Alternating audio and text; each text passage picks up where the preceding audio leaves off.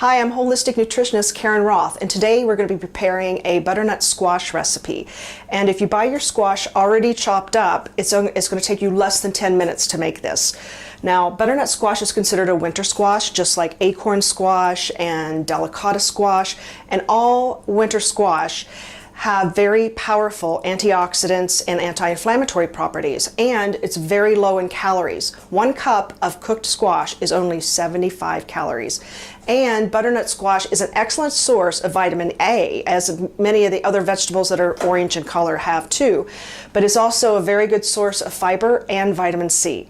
So the first thing we're going to do is get our pot, fill it with about 2 inches of water, and then you're going to insert your steamer, and then you're going to wait till it starts to boil. Once it boils, we'll put the squash in and we'll steam for about 7 minutes, and then we're going to use just 3 simple ingredients to season it with. The squash is almost ready. We've had it steaming with a tight lid on it for 7 minutes, and when the timer goes off, we will season it with our 3 seasonings and we'll be done. So the fork should go through very easily, which it did. It means it's cooked perfectly. And then we're going to just scoop it into a bowl. Turn this off.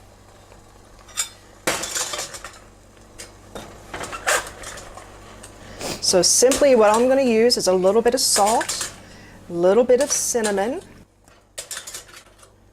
and there we go.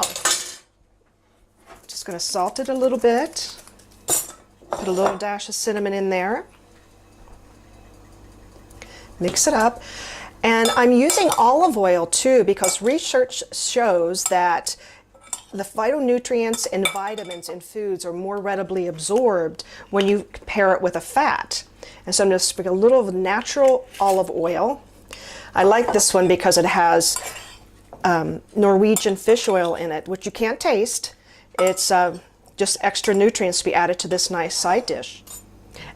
And now for the taste test.